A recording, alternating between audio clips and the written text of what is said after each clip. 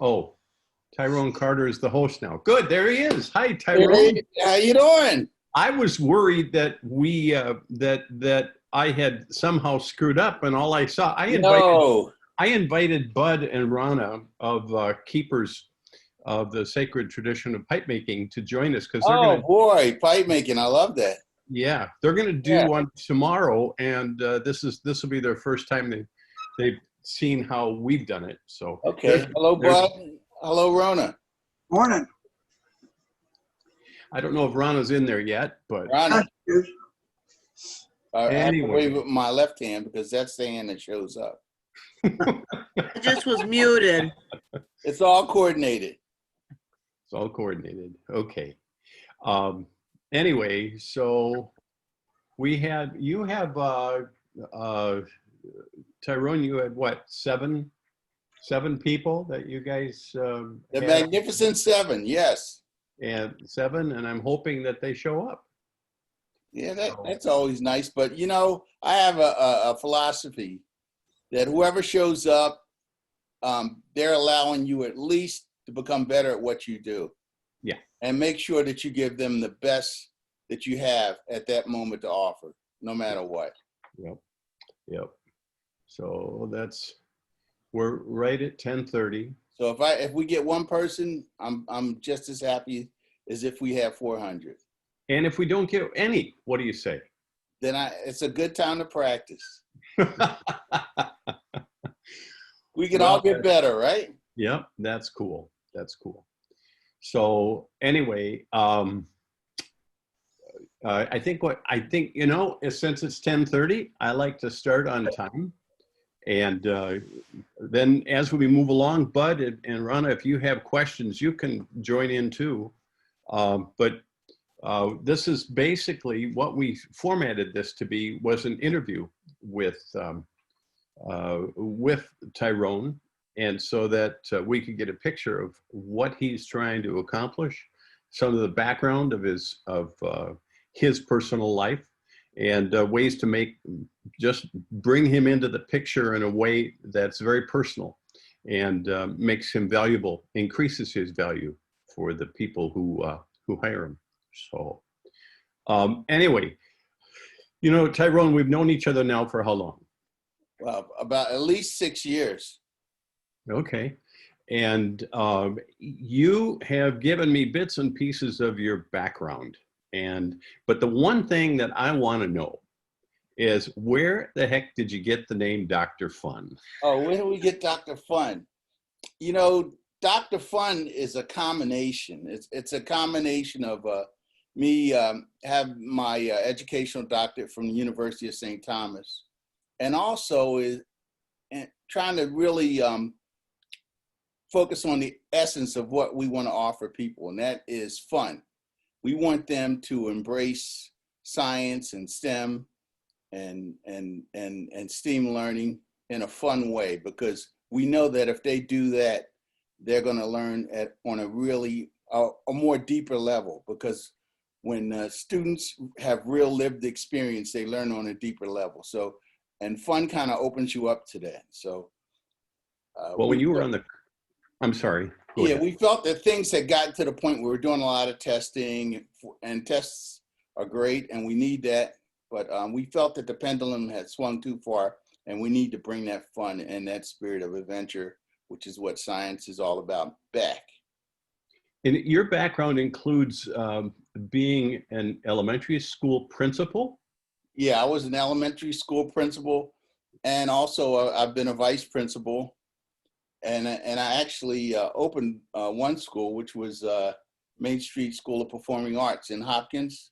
I actually opened that school. Oh, did you really? Yeah, Congratulations.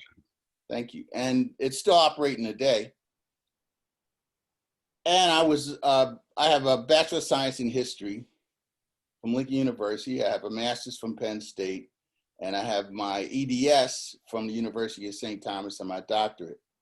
And so, and I'm also a licensed middle school science teacher, and I am certified to teach engineering to children by the University of St. Thomas Engineering School, and also the University of Colorado Engineering School.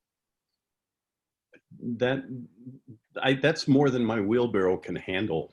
Well, you know, the essence of it all is I'm able to take science and engineering concepts and break them down on a really fundamental level that makes it easy for children to digest, and they don't get caught up in the details of it so much that they lose the fun aspect of it. So the fun aspect is still there, but the learning is still there too.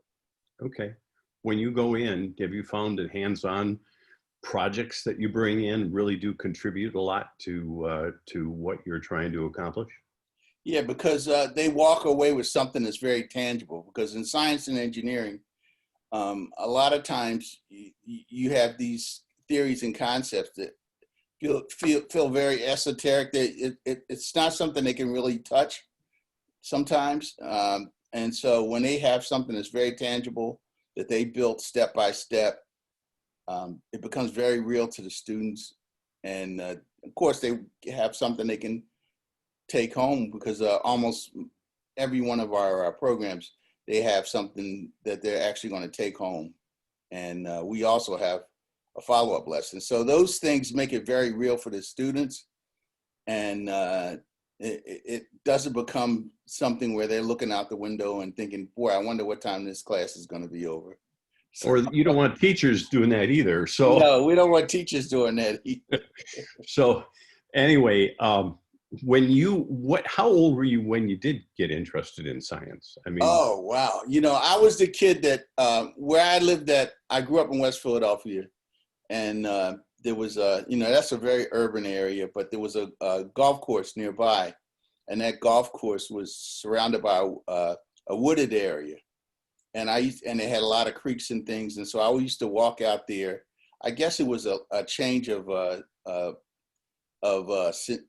scenario for me. And also it was near the library. And so those things kind of tie together. So I could go out to the park and go out to the woods and pick up items like stones that I had saw, or bugs, and, you know, every mom's nightmare, all these things I'm putting in my pockets. And then I would go to the library and get a book and look them up. And I thought that was exciting, because it was like unraveling a mystery.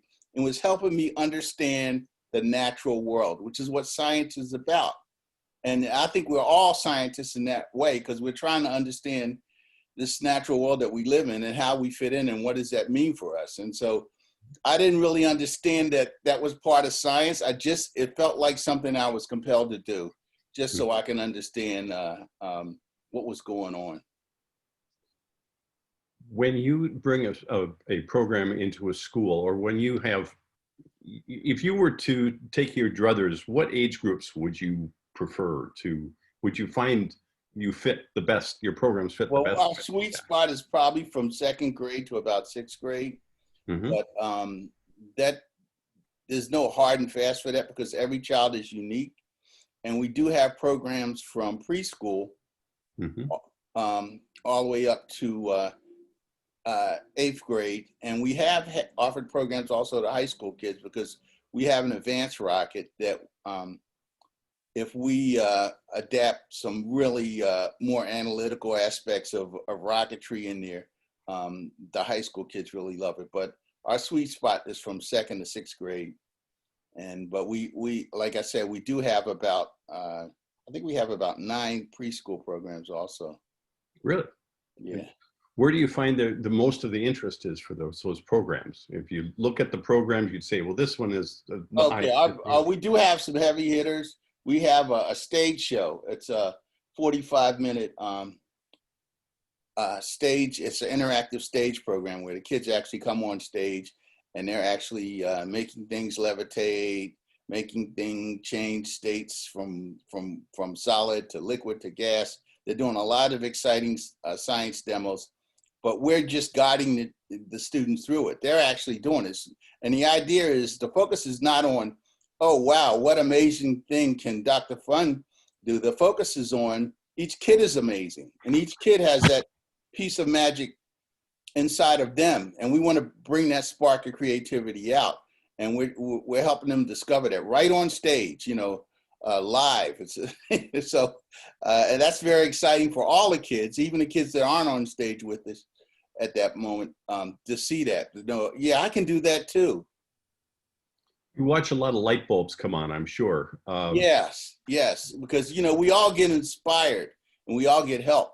And I think the way to thank the people that may not even be around anymore is to in turn help somebody else and inspire someone else. And so, and that way we're all kind of, to me, it reestablishes the interconnectivity that we as people, as human beings, have with one another. Mm-hmm. When do you have a couple of experiences that you could share with us that might tell us a little bit about that connectivity? Or well, I'll tell you one of the greatest things that ever happened to me, and this happened way back, and Mark, you were part of it. Well, thank you. I don't know what it was though. Yes, we were down at the History Center, and I think it might have been, was that the first program? Did you have your first program down at the History Center? You mean the expo? The expo.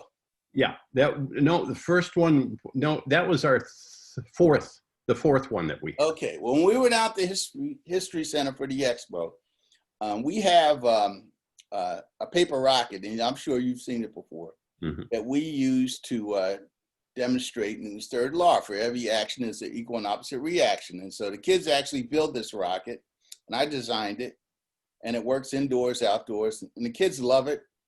And so we were there, and no one knew a lot about us, and I'm setting up the paper rockets. And so one kid comes along, and I'm thinking, let's see how this goes. And so we build the rocket right there at the table and pass it to the kid. And this kid launches the paper rocket. All of a sudden, after about 10 minutes of kids coming up, we have like a long line of kids just at our table, just all excited about rocketry and not fully understanding it, but really getting almost a visceral, compulsive desire to just go there and just engage in that science and try to gain some understanding just through the activity.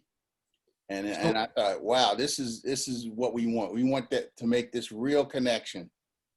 And so it was great. And we must have had, we had about 100 and something rockets that day, and we were all gone soon. Oh, really? Yeah. And they were just flying all over the History Center. And I thought, this is great. This is what it's about. Oh, that's cool. That really is cool. What type of organizations do you find are most attracted to what you do or invite you in the most? Well, we have after school programs that are really tied into what we do. Also preschool programs, community eds, summer camps, and daycare. And during the pandemic, we had booked quite a few programs this summer. And of course, a lot of these program leaders came to us and said, well, we have to cancel, right? And we thought, oh gosh, this is going to happen. And it happened like it happened to a lot of small businesses during this time that are connected with children. And so then we got a call from the YMCA, and we must have booked like twice the amount of programs that we had scheduled this summer. And so, so I can add to that list now, the YMCA, add to that list, which includes, as I said, preschools, daycares, community ed, after school programs, as well as summer camps. And for summer camps, we provide summer camp programming as well as summer camps, a 4-day summer camp that's like a half day each day. And we do about 2 programs a day, and they usually have a take-home item. We also have something that preceded the pandemic called the Family Fun Card, which is a card that we have that's connected to the program that's offered that day to the student. And in that card, the family can actually engage in a follow-up project at home. So, your kid always gets that question, what did you do today? Well, once they ask that in regard to our program, the child can say, well, I still have this, mom and dad, and we can do this together. We can, we can build this lemon battery or whatever it is, whatever the follow-up is. So I think that's great. So you do camps, and the YMCA is one of them, one of the sponsors of camps. How about others that you do? Do you work with Scouts, either Girl or Boy Scouts? Do you work with we do a lot of Boy Scout programs, and we also do changeover ceremonies with Scouting. We've done a lot with Scouting over the years. And we also have a document that correlates all our programs, because we have about 20 different programs, to the Scouting badges.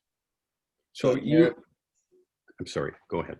So with our document, you can look up a merit badge and you can see which programs we have that correlate to that, as well as it also correlates to the Minnesota Science Standards and the Next Generation Science Standards also. About how many merit badges can you help them earn? How many? I'm going to bring in our operations directors so I don't go in the weeds. You never want to suffer from foot in the mouth. About 20. Okay, that's terrific. How about the Girl Scouts? Have you gotten with them yet? Are they? Yeah, we're similar to Girl Scouts. We have a similar amount to Girl Scouts. The document is in the download. We have all those documents in our download section. It's in the download center. And your download center. Mm-hmm. And so if they go to a field trip download center, they can receive all those documents. Terrific. That is good. So how are things looking for you for the coming year? I mean, as people have gotten back going with, getting back into school, or? Well, it's changes because, for example, I think our books have become more and more important. We just got an order for 200 copies of our books to a school in Philadelphia. Actually, they want to replicate something that they did last year. Last year, our book, we have 2 books, and it's part of our 3-book series. And you wrote those, right? Yeah, I wrote those books, and those books were based on, loosely based on my childhood. So it's what's called realistic fiction in children's books. And so you take a real event and you change it just a little to make it more interesting, because some of it's boring. So you try to take some of the boring stuff out and make it a little, but you don't change it too much because you don't want to lose the essence of it. So the first book that we had was Tyronne Carter, Kid Scientist, and that's a book about me being bullied, and or my character rather, being bullied when he was a kid, and how he uses the power of science and the library to turn the tables on the bullies. And then at the end, they want to read. And at the end of that book, you have a paper rocket that they can build, our famous paper rocket. And the second book really addresses the idea about girls in STEM. Girls have not been included traditionally in STEM, and engineering as much as they should have been. So we wanted to address that. And as in all our books, we try to use humor a lot too. And the name of that second book is Girls Know STEM Too, Tyronne. And in this book, our character, Tyronne Carter, Kid Scientist, gets too big for his britches. He thinks he knows it all. And his friends have to let them know that he doesn't know everything. And that, as a matter of fact, girls can teach him a few things if he just listens. And so they kind of introduce him to the concept of the engineering design principle and how you can use that to improve something. So he tries to design a balloon rocket car, and he fails. And based on that failure, he comes to the Twin Cities to greet his friends, these 3 girls, and he had met one of them in a summer science STEM camp, and they're able to help him redesign his car after he gains an understanding of engineering design principles. And then based on that, he's able to win the school science fair and understand that you have to be open to all knowledge and knowledge of and ability to perform in science and STEM and engineering is not gender specific. It's for everybody. That's cool. So, and you do you do any library programs? Yeah, we do about, normally we do about 20 library programs. Both of our books are carried by Hennepin County Library, and our first book is carried also by Ramsey County Library. I'm sure the second one will be soon, but it's only been out not that long. So, but I'm sure they're going to pick that one up. But so based on because the library is the hero in the first book, and so based on that, a lot of libraries are really open to our book, and so we'll go in there, we'll do a reading at the library, and sometimes we'll actually build some rockets right there. Well, right now we can't do that. So the libraries, obviously, a lot of them are not booking right now, but I'm sure that when they open, because we've been in talks with them, that we're going to be right there once again. When you put together your programs, number one, when did you start doing Dr. Fun and the America's Fun Science? When did that, how many years has that been going on now? Wow, probably, yeah, about 5 years, because I went to a family reunion and my cousin contacted me, and she wanted, first I had even before that, I had a former principal that I knew and wanted me to come in and do some science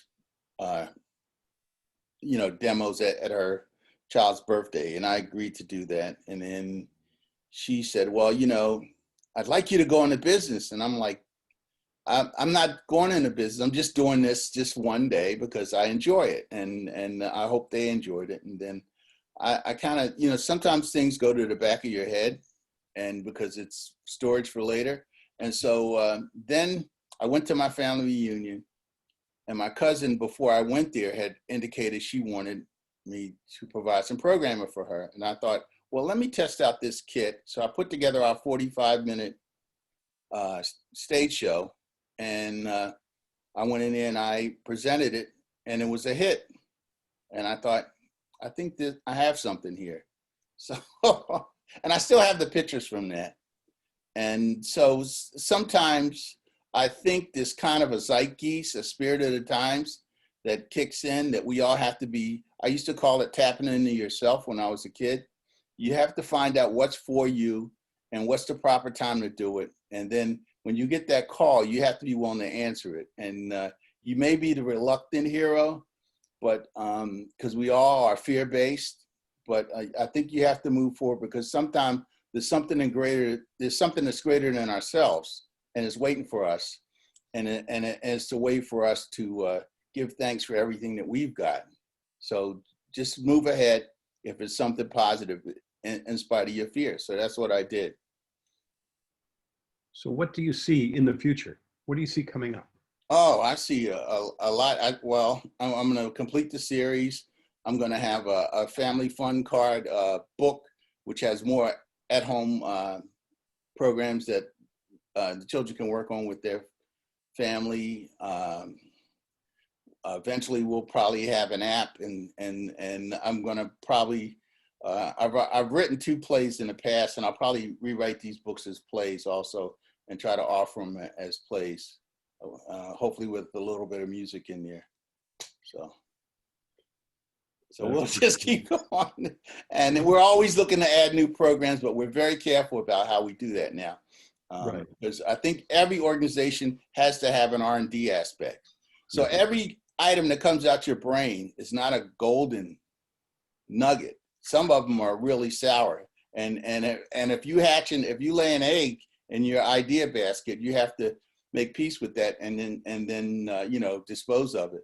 So some of our programs that we've designed in the past were not hits. That's okay. It's part of testing, and then you just move on. But you always have to have R&D, because if not, I think that you kind of grow stale in what you're doing, and the environment that you're in is changing. So you have to adapt to that, and it's changing in ways that we don't even perceive. Look what's happened during the COVID crisis. So you always have to look at new things. So every year I try to look at 1 or 2 new programs and just kind of test it and see if it'll work and how people respond to it. Um, I've laid a few eggs of my own here in my life, so I understand that. Do you ever speak to adults? Yeah, we do have a program for, actually, I did that at one of the expos, and we've also done, I think about a year ago, we trained some science teachers in Philadelphia, and we have a program called the ABCs of Elementary STEM, and we teach teachers. They don't have to be science teachers. They can be just elementary teachers, school teachers, and we teach them how to design STEM and STEAM programs on a real basic level. And so, and that went over really, really well because it's interactive. So, we're talking to them a little bit, but then we actually have them out there doing it, and they're conducting the trials in a fun way. And before you know it, because this is the big secret about us, a lot of adults have as much fun in our programs as the students. That's great. That's great. So do you even go in and do like a corporate meeting? Or are you going in that direction at all? Or are you staying in Yeah, we do have that because creativity, a lot of corporations, they're really trying to focus on creativity in their organizations. And we do have some programs along that line. The power of creativity. We also go to adult care facilities, and we've done some programs there. We've done quite I'd say a really good amount of programs there, adult care facilities, because I have a theory. It says there's a little kid in all of us dying to come out, and you have to let that kid out sometimes. So sometimes it's good for adults to re-experience the spirit of joy and creativity and connection that they had a long time ago, but then we get too important and too busy and too adult-like in order to connect with. Yeah. So what do you, I have a question. Where do you do all these programs? Just in Minneapolis, St. Paul, or do you go further away? We've gone as far away as Chicago, Philadelphia, Duluth.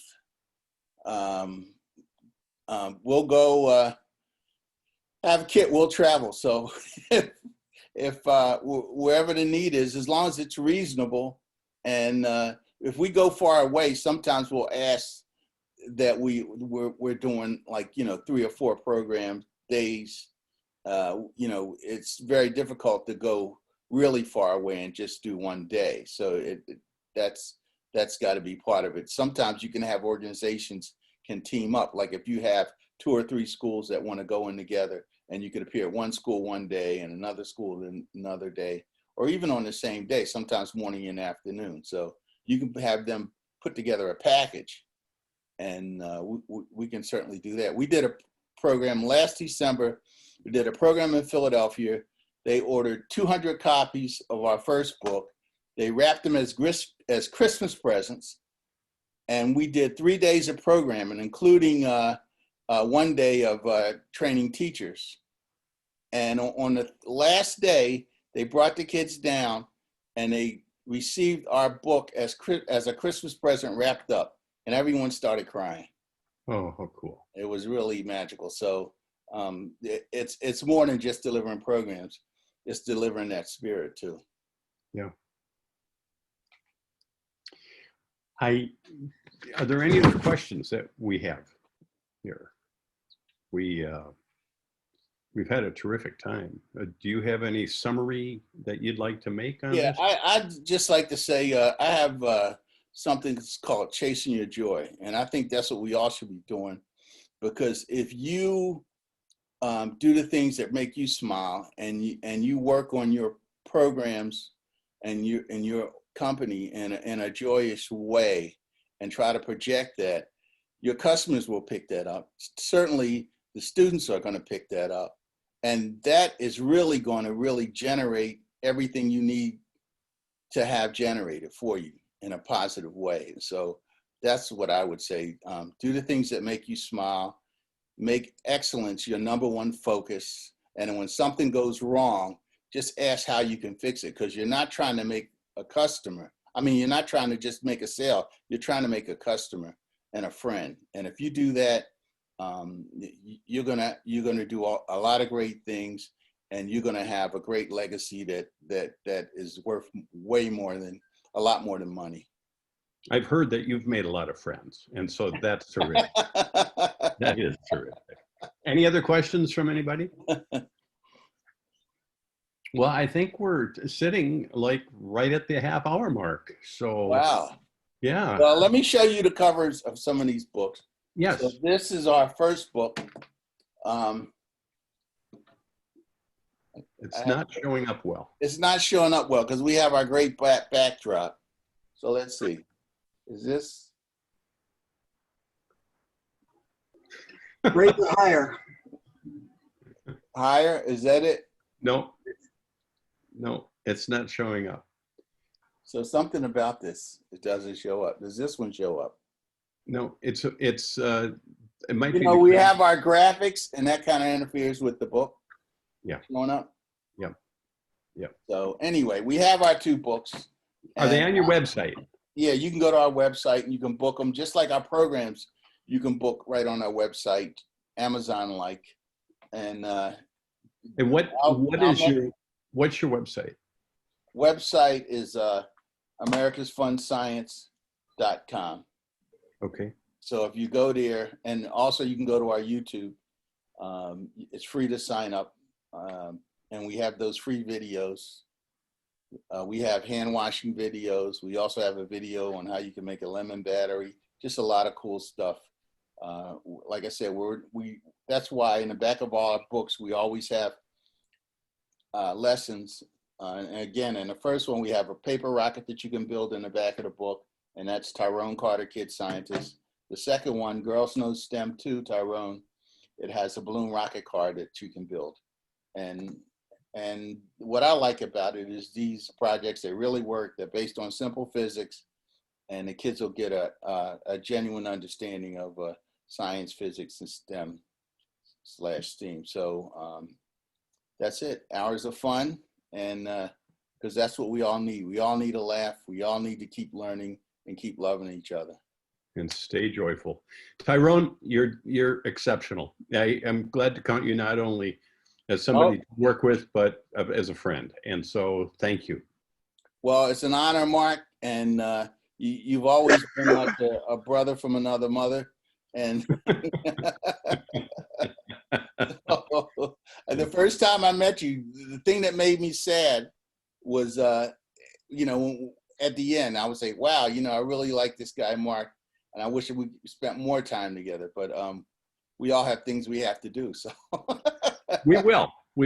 So thank you, Tyronne. You have a great day. And okay. Thank you, Bud. And thank you, Rana, for joining us. And we'll talk to you soon.